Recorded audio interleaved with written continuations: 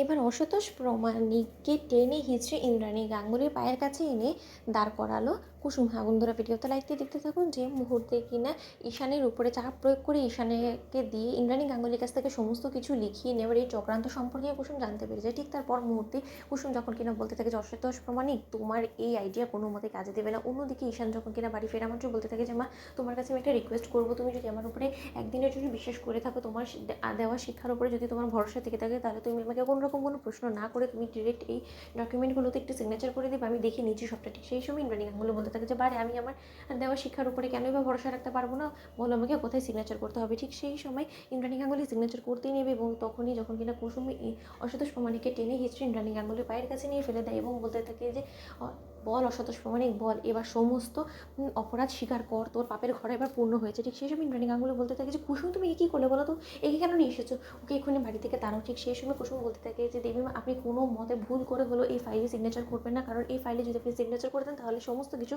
আপনার বাড়ি, আপনার কোম্পানি থেকে শুরু করে সমস্ত কিছু আপনি হারিয়ে ফেলবেন এবং এই সমস্ত কিছুর পেছনে আছে এই বদমাইশ অসন্তোষ প্রমাণিক। এই অসন্তোষ প্রমাণিক ঈশান সাহেবকে দিয়ে, ঈশান সাহেবকে ব্ল্যাকমেল করে তাকে দিয়ে আপনার কাছ থেকে সমস্ত কিছু লিখিয়ে নেওয়ার পরিকল্পনা করেছে এবং সেটা আমি জানতে পেরে গিয়েছি। ঈশান সাহেব, আপনি এত বড় একটা ছল চাতুরি আপনার মায়ের সঙ্গে কী করে করতে পারলেন বলুন তো। সমস্যা সবসময় আপনার একা নয়, সমস্যা সবার এবং সমস্যা থাকবেই এবং আমাদের পরিবারের সমস্ত লোকেরা মিলে সেই সমস্যার সমাধান করবে। কিন্তু তাই বলে অসন্তোষ প্রমাণিক আপনাকে ভয়ভীতি দেখালো এবং তাতে ঘাবড়ে গিয়ে আপনি এরকম একটা ডিসিশন নিয়ে নিলেন। ঠিক সেই সময় ঈশান যখন বলতে থাকে যে জাদুকর তুমি কেন বুঝতে পারছো না বলতো, আমাকে তো আমার দিকটাও দেখতে হবে। যদি একবারই অসন্তোষ প্রমাণিকের কাছে থাকা সেই সমস্ত ভিডিও ফুটেজগুলো যদি একবার পুলিশের কাছে এসে সারেন্ডার করে দেয়, তাহলে তুমি বুঝতে পারছো যে কী হবে।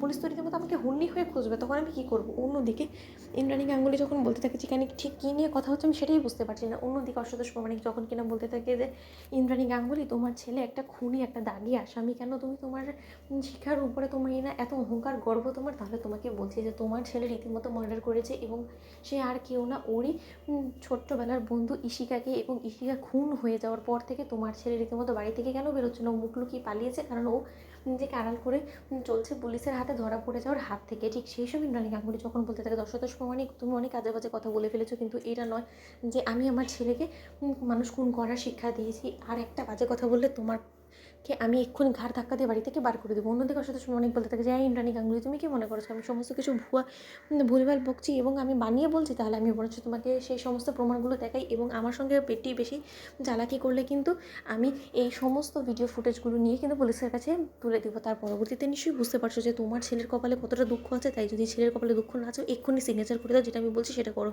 তো বন্ধুরা, লাইক এবং শেয়ার করে সাবস্ক্রাইব করতে ভুলো না।